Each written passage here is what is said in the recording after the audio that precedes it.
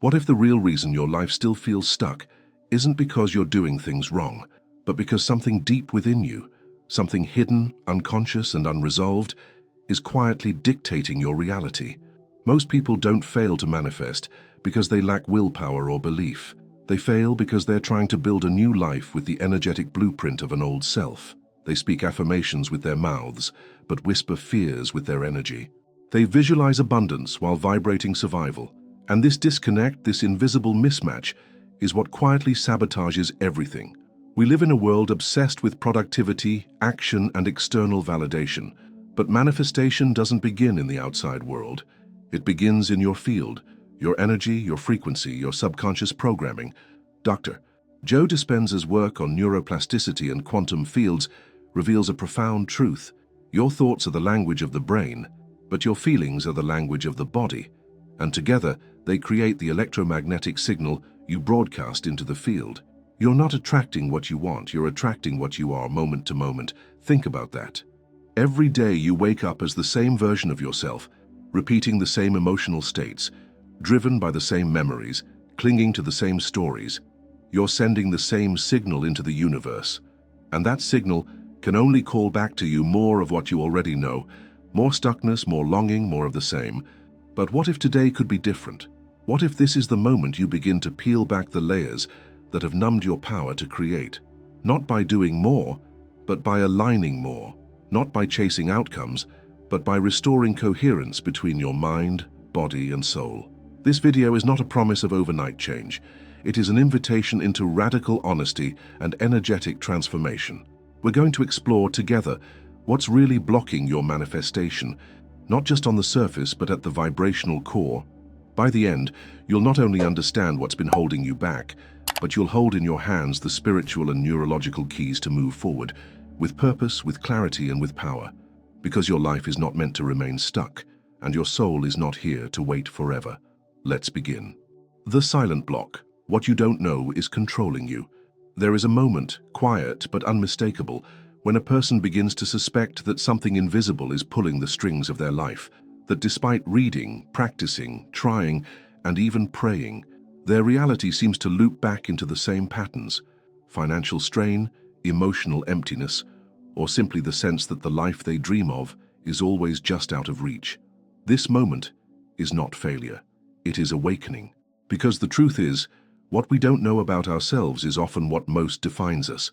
The unconscious mind, with its layers of inherited beliefs, emotional imprints, and vibrational residues, operates like a script written long before we knew how to speak. And unless we bring this script to light, it continues to shape our destiny. At the heart of manifestation lies one powerful principle: we do not create with our conscious mind alone. The conscious mind sets intentions, but it is the subconscious, the seat of emotional memory, self-image, and stored trauma, that generates the energy we broadcast. That energy is what the universe responds to. If, deep down, you believe you're unworthy, no amount of positive thinking can override that signal. If your nervous system is tuned to survival, you will keep attracting situations that trigger that same state. And if your identity is entangled with stories of lack, betrayal, or powerlessness, your future will unconsciously serve those narratives. Carl Jung said it best: until you make the unconscious conscious, it will direct your life, and you will call it fate. That is perhaps one of the most important revelations for anyone seeking to manifest intentionally. Most people are not creating from desire. They are reacting from programming. Their actions may be conscious, but their energy is still entangled in old wounds, family imprints, cultural narratives, and past failures. This is why repeating affirmations often feels hollow, why vision boards don't always translate into reality, and why people who know the theory of manifestation still feel energetically blocked. So, what is this silent block really? It is not one thing. It is a mosaic of unresolved emotions, inherited beliefs, and vibrational patterns that have accumulated over time. Some of these were passed down from parents who struggled, from communities that normalized limitation, from religions that equated humility with self-denial. Others were formed during moments of intense emotion, rejection, shame, heartbreak, when the mind and body fused experience into identity. Over time, these fragments become invisible laws. You must work hard to be loved. It's dangerous to stand out. Life will always be a struggle. These laws live beneath the surface, but they govern our expectations, reactions, and possibilities. And then comes the frustration. The person who has read every book, attended every seminar, and still wonders why things don't change. They start to believe they are the problem. They question their worth, their faith, their intelligence. But the truth is, they have simply not yet uncovered the root of their energetic blueprint. They've tried to paint a new reality on the canvas of an unresolved past. And like trying to plant seeds in frozen soil, the environment isn't yet prepared to receive. It's not about blame, it's about awareness. You can't shift what you don't see. You can't release what you haven't named. Dr. Joe Dispenza's research on brainwave states and habit loops offers profound insight here. The average person spends over 90% of their day operating from the subconscious mind. This means that, unless there's intentional effort to observe and rewire these patterns, most decisions, reactions, and even dreams are influenced by outdated programming. The body becomes addicted to familiar emotions, stress, worry, self-doubt, and these emotions generate chemical feedback loops that keep us in the same vibrational frequency. In other words, we are chemically loyal to our limitations. But what makes this block so tricky is that it doesn't scream. It whispers. It shows up as hesitation when opportunity knocks. It masks itself as perfectionism, procrastination, or practicality. It sounds like, now isn't the right time, or maybe I'm just not cut out for this. It lives in the body as tightness in the chest, a clenching in the gut, or chronic fatigue. It appears in relationships where we stay small to feel safe, in finances where we settle for less to avoid disappointment, and in dreams that we quietly shelve for someday. This is the language of the silent block, and unless we learn to read it, it will keep writing our lives. Breaking free begins with becoming the witness, not the judge, not the fixer, the witness. This means cultivating moments of stillness, not to silence the mind, but to observe what it's truly saying.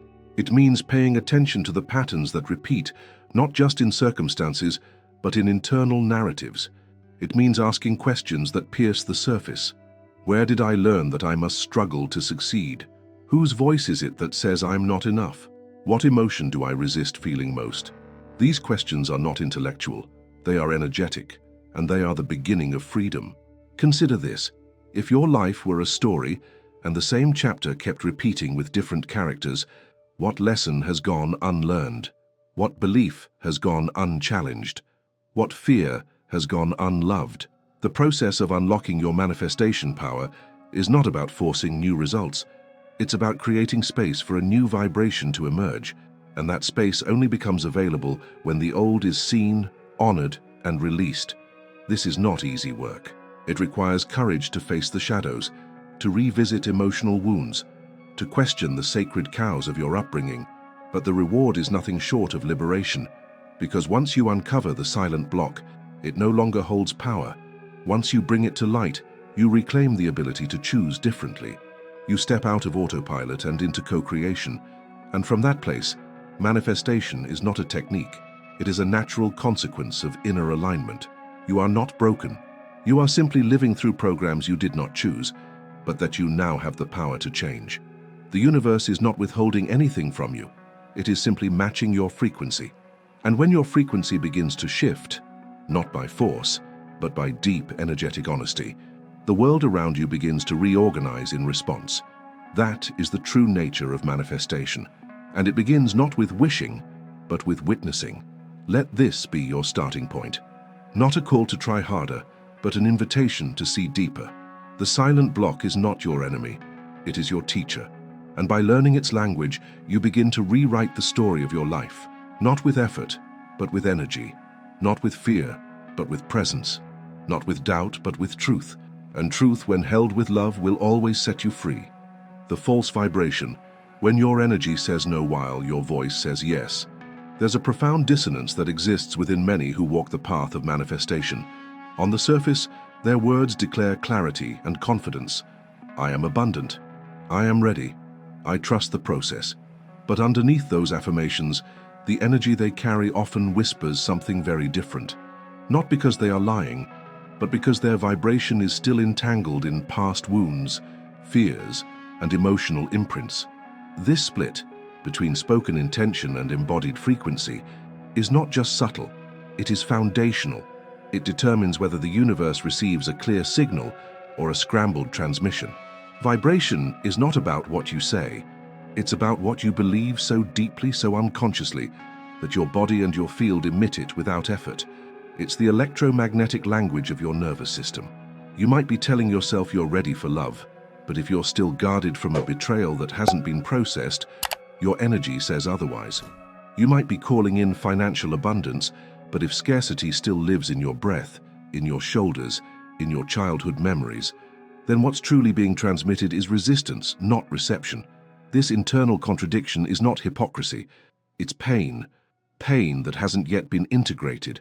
And that pain anchors your vibration to a timeline you no longer want, but still resonate with. You see, energy is loyal to what is familiar. Unless consciously interrupted, it loops through the same emotional states, the same reactions, the same outcomes. And the universe, ever responsive to the frequency you emit, mirrors those states back to you, not to punish you, but to reveal what still needs healing. Joe Dispenza has described how the electromagnetic field generated by the heart is over 5,000 times more powerful than that of the brain. That means it's not enough to think a new reality. You must feel it. But how can you feel something you don't yet believe? How can you vibrate prosperity when your inner world is still structured around survival? The answer isn't in pretending. It's in becoming radically aware of where your energy actually is. Not where you want it to be, but where it honestly lives. This kind of honesty can be uncomfortable. It requires stepping away from performance-based spirituality, where you say what sounds right, post what looks aligned, and act as if you're already there. And instead, it invites you into the tender space of emotional coherence. That means acknowledging the parts of you that don't yet trust, that still feel afraid, that have been hurt by time, silence, or repeated disappointment. Those parts are not weak, they are human, and they are asking not to be bypassed but to be met. Vibrational misalignment often shows up in moments where our conscious desires are high, but our outcomes remain unchanged. We visualize, we journal, we declare, but nothing moves. And the deeper reason is that the subconscious is still anchored to an old reality. It doesn't yet feel safe to receive. It doesn't yet believe it deserves ease. So it resists, gently, subtly, consistently. It downplays opportunities. It finds distractions. It doubts good news. It expects things to fall apart. And in doing so, it reaffirms the frequency of lack, even when abundance is being called in. There is also a physiological layer to this. The body remembers. Emotions are not just fleeting states. They are biochemical imprints stored in tissues, organs, and muscles. When someone spends years living in scarcity, the body begins to adapt to that frequency. It learns to survive on cortisol, to seek patterns of stress to avoid expansion. So when a new possibility arises, even if consciously desired, the body may respond with fear, with resistance, with contraction, because vibrationally, the unknown feels threatening. The old may have been painful, but at least it was familiar. This is where the practice of coherence comes in. Coherence is the alignment between thought, feeling, and action. When you say, "I am ready," and your body relaxes in agreement and your choices reflect that readiness, your energy becomes magnetic. The field around you stabilizes, and the universe responds not just to your words, but to your entire signal. But to arrive at this coherence, you must first listen, truly listen. What are you feeling when you speak your desires? What memories rise? What sensations stir in your body? What doubts flicker in the background? It is here, in this listening, that transformation begins. Because when you stop pretending and start feeling, you create the space for transmutation. You begin to witness the places where your yes is still laced with maybe, where your clarity is clouded by conditioning. And through this awareness, you can begin to regulate your nervous system, rewire your beliefs, and release the residue of old timelines. One of the most powerful realizations is that you don't need to be in a constant state of high vibration to manifest. You need to be in a state of truth, and truth is often tender, raw, and unpolished. It says, "I want this, and I'm scared. I believe, and I also remember the pain. I trust, and I'm still learning how to let go." When you can hold these dualities without shame, your energy becomes whole, and wholeness is the most attractive vibration of all. Neville Goddard spoke often about the importance of the feeling of the wish fulfilled. He wasn't talking about fake positivity. He was speaking of the embodiment of a new state of being, the moment when you stop trying to get somewhere and you start living as if it's already true. But that embodiment cannot be rushed. It must emerge from integration, not imagination. You cannot feel fulfilled if parts of you are still exiled. You cannot align with love if you are still ashamed of your longing. The vibration must come from the inside out, from a deep communion with every part of your being. So if your words have said yes but your life still reflects no, it may be time to stop speaking and start listening. Not to more content, but to yourself. Sit with the discomfort. Breathe with the fear. Ask your body what it's still holding. Ask your heart what it needs to feel safe. Ask your inner child what it learned about love, safety, and worth. And as you begin to respond with presence instead of performance, your vibration will begin to change. Not because you forced it, but because you honored it. This is the path of authentic manifestation. It doesn't glitter. It doesn't always feel good, but it is real. And real energy moves mountains. Real energy calls in real experiences. Real energy doesn't need to beg or prove or pretend. It simply is. And from that place, everything begins to respond. Because when your vibration finally says yes, not just your mind, not just your mouth, but your whole being, the universe no longer needs convincing. It recognizes the signal and it moves, swiftly, silently, sovereignly. The invisible mistake, the spiritual lie that keeps you stagnant. There is a quiet but seductive trap that many seekers fall into on the journey of manifestation. One that doesn't appear harmful at first, but over time begins to constrict the soul.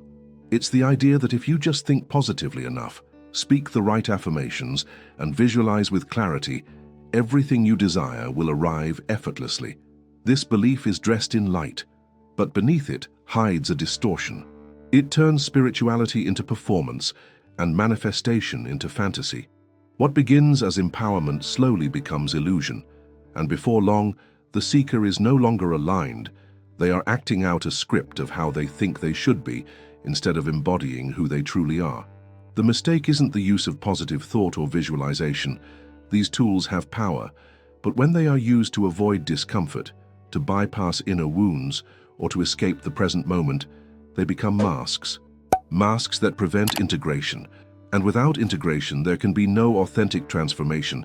What many are taught is to suppress fear with declarations of faith, to deny doubt with forced gratitude, and to silence pain with a smile.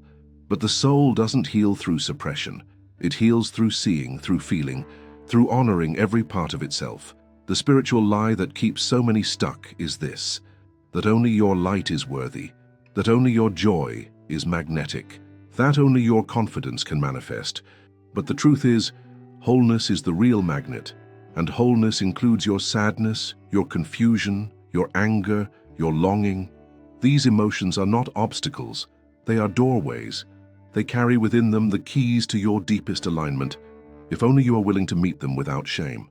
The culture of spiritual perfectionism, where every post must radiate love, every thought must vibrate high, and every moment must look aligned, creates a dangerous silence.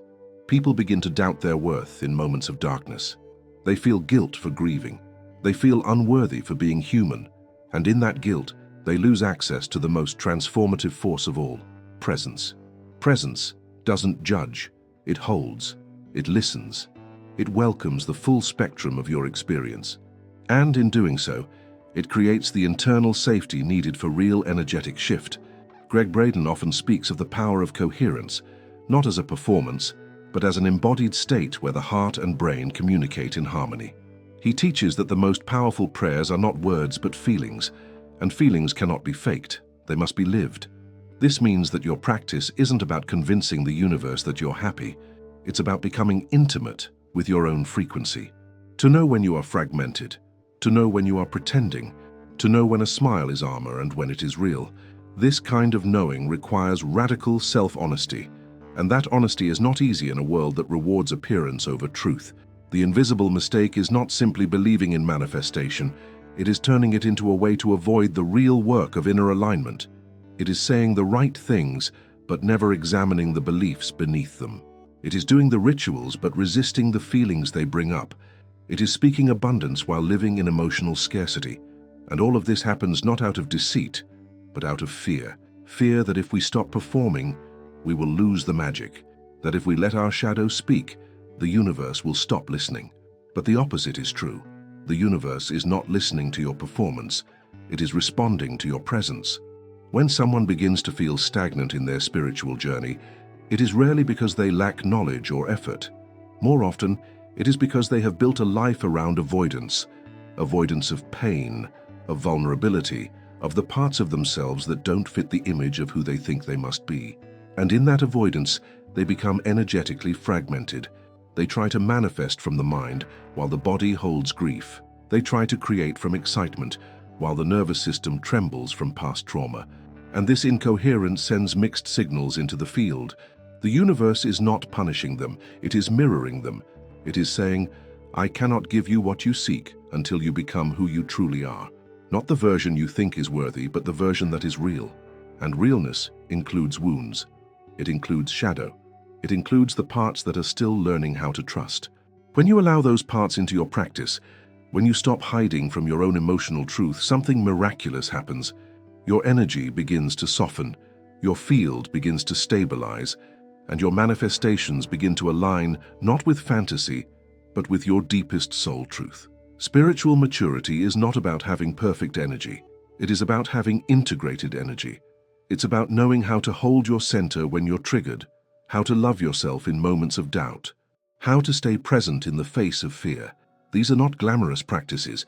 They won't always feel magical, but they are sacred because they build the foundation for a reality that is sustainable, not just desirable. There is a sacred paradox in this journey. The more you stop trying to be what you're not, the more magnetic you become, because authenticity is the highest vibration, not curated joy, not artificial peace, but embodied truth. When you can cry without apology, pause without guilt, and speak without needing to be right, you step into spiritual authority, not because you've mastered a technique, but because you've become a safe space for life to move through you, unfiltered, unedited, and fully alive. So if you find yourself feeling stuck, not despite your spiritual work, but because of it, it may be time to revisit your foundations.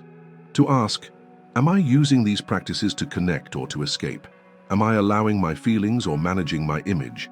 Am I cultivating alignment or mimicking it? These questions are not judgments. They are invitations. Invitations to return to the place where real magic begins. Not in control, but in surrender. Not in perfection, but in presence. This is the moment to reclaim your truth. Not the polished version. Not the version approved by algorithms or spiritual circles. But the raw, imperfect, holy version. The one that sometimes doubts. The one that sometimes aches. The one that is still learning. That version is enough. That version is worthy. And that version, when held with love, will begin to shift your vibration in a way that no affirmation ever could. Because when you stop chasing a false image of enlightenment and begin living your truth, you become a mirror for others to do the same. And in that mirror, the world begins to heal. Not through performance, but through presence. Not through pretending to be light, but through becoming whole. That is where real manifestation begins. That is where life starts to move again. And that is the path you are being called to walk now. Not upward, but inward. Not faster, but deeper. Not brighter, but truer. The science of release. How neuroplasticity and frequency create reality. There is a quiet, consistent intelligence behind everything you feel, think, and become. It moves through your nervous system, shaping every choice you make, every relationship you enter, every pattern you repeat. And yet, for many walking the path of manifestation, this invisible architect, the brain and its neurochemical language, is often ignored. People try to change their lives through spiritual willpower, but forget that their biology, their brain chemistry, and their conditioned neural circuits are deeply embedded in the very fabric of their current reality. To truly manifest change, you must not only set intentions, you must rewire the vessel through which those intentions move. Dr. Joe Dispenza has spent decades proving what ancient mystics long suspected, that your thoughts, repeated over time, create patterns in the brain, highways of belief, emotion, and response. This process, known as neuroplasticity, means your brain is not fixed. It is plastic, fluid, responsive. But here is the crucial piece. The longer you've thought a certain way, the deeper the groove becomes. If you've spent years thinking from fear, reacting with scarcity, or expecting disappointment, those patterns have become the default setting of your internal world. You're not broken, you're conditioned. What this means for manifestation is profound. You are not fighting against the universe, you are confronting your own wiring. The version of you who wants freedom must meet the version of you who has normalized limitation. And in that meeting, a new possibility can emerge. But not without resistance, because the brain does not change easily. It seeks the known even when the known is painful. It clings to habits, emotional feedback loops, and energetic signatures that feel safe because they are familiar. This is where frequency enters the conversation. Frequency is not a metaphor, it is literal. Every thought you think, every emotion you feel, every belief you repeat, creates an energetic signal in your body. Your heart emits electromagnetic waves that radiate beyond your skin. Your brain emits measurable fields that shift based on focus, mood, and coherence. And together, these waves form a frequency, a vibrational signature, that you send into the quantum field. The field does not respond to your words, it responds to your signal, and your signal is composed of thought and emotion fused into a state of being. Here is the radical truth. You cannot attract a new reality if your nervous system is still firing in response to the past. You cannot magnetize abundance from a brain addicted to fear. You cannot receive love while broadcasting the frequency of rejection. It's not about blame, it's about alignment. And alignment is not a spiritual concept. It is a physiological and energetic event. It happens when your heart and mind are synchronized, when your body is no longer bracing for the worst, when your inner dialogue matches your outer desires, and when your energy field stops echoing trauma and starts emanating truth. The process of rewiring the brain and shifting frequency requires more than wishful thinking. It requires ritual, repetition, and regulation. Ritual grounds the intention. Repetition strengthens the neural connection. Regulation stabilizes the nervous system so that the new signal can hold. Without these, the change will feel temporary. A high after meditation, a rush after journaling, followed by a crash into the old self. Not because you failed, but because your body did not yet believe the change was safe. The body is the anchor of belief. If it has spent years tightening during conflict, shrinking during rejection, or bracing for disappointment, it will not instantly relax just because you've declared a new desire. It must be shown, gently, repeatedly, through breath, through movement, through presence, through conscious rewiring. When you begin to practice new thoughts while regulating your body, something extraordinary happens. The new thought no longer feels like fantasy, it feels like home. The signal changes, the field responds, reality shifts. One of the most underestimated aspects of manifestation is the need for nervous system safety. If your body doesn't feel safe expanding, it will sabotage the very thing you're trying to attract. Not out of malice, but out of loyalty to survival. This is why people so often retreat when they get close to love, or self-sabotage after a breakthrough, or lose momentum after a spiritual awakening. The expansion wasn't integrated. The frequency shifted for a moment, but the nervous system didn't recalibrate to sustain it. So how do you create coherence? True embodied coherence. It begins with awareness. You must know your patterns, not just think about them. Feel where they live in your body. Observe how they hijack your thoughts. Then you must bring in regulation. Practices that soothe your system, calm your breath, and create spaciousness in your reactions. This might look like daily meditation, grounding movement, heart coherence exercises, or even simply sitting with your hand on your chest and listening to your breath. From this space of regulation, you can introduce new thoughts, not to suppress the old, but to invite a different future. You don't have to believe them fully at first. You only need to hold them with curiosity. As you repeat them, as you feel into them, as you imagine what it would be like to live from them, the brain begins to adapt. The old neural circuits begin to weaken from disuse. The new ones begin to strengthen through repetition. The frequency shifts. You begin to emit a new signature, And the universe, always listening, always responding, begins to mirror it back. But this is not an instant process. It is sacred repetition. It is daily recalibration. It is choosing again and again to become the person who can receive what you desire. Not just want it, but hold it, sustain it, embody it. That means being willing to let go of identities that no longer serve, to release the comfort of familiar pain, to outgrow the emotional habits that kept you in old timelines, and to do it not just once, but as a devotion. Your brain is not your enemy. It is a mirror of your past. And through intention, attention, and aligned practice, it can become the architect of your future. Your energy is not stuck. It is simply reflecting the beliefs you've rehearsed most often.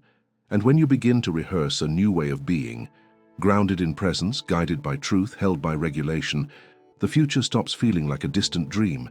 It becomes the natural next step.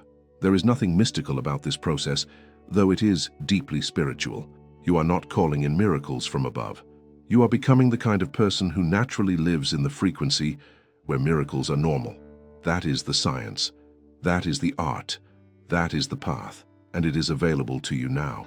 Not because you are trying harder, but because you are remembering who you were before fear rewired your mind. You are remembering the original signal, the one that says you are enough, you are safe, you are ready. And the field, vast, intelligent, alive, is already listening. Return to coherence, the journey back to yourself. There comes a moment in every seeker's path when the question shifts from, what do I need to manifest, to, who must I become to hold what I desire? This is the moment when the true journey begins, the return to coherence, to embodiment, to truth. You have not failed to manifest because you are broken or unworthy or incapable. You have struggled because you were taught to reach outward, while the real path has always been inward. Throughout this journey, we have explored the silent blocks that whisper doubt into your dreams, the false vibrations that disguise themselves as progress, the spiritual distortions that promise light while ignoring your shadow, and the science of how your brain and body store the past in every breath. But here now something deeper is possible, a shift, not one born of force or performance, but of resonance, of truth aligned with energy. The universe is not responding to what you say. It is responding to what you embody. To shift your reality, you must learn not only to speak new intentions, but to feel, live, and become them. That means healing what still vibrates in lack, honoring what still trembles in fear. It means creating rituals that nourish your nervous system, thoughts that inspire safety, and practices that anchor your frequency into now. You are not here to chase outcomes. You are here to remember your origin, that you are not separate from the field, but an extension of it, that your desires are not random, they are instructions from your soul, and that every time you step closer to coherence, the world reorganizes to reflect the new truth within you. This is your turning point, the threshold where old patterns dissolve and a new signal rises. You are ready, not someday, not when it's perfect, but now, in this moment, with the breath you are taking. This is the frequency that changes everything. Now let me ask you something. What if the version of you you've been waiting to become has actually been waiting for you to arrive? If this message resonated with you, subscribe to the channel so you never miss the next activation on your journey. Your presence here is not a coincidence. It's a sign that you're ready for deeper alignment. And don't stop here. There's another video waiting for you right now, on your screen, ready to guide you to your next breakthrough. Keep watching. Your energy is already shifting.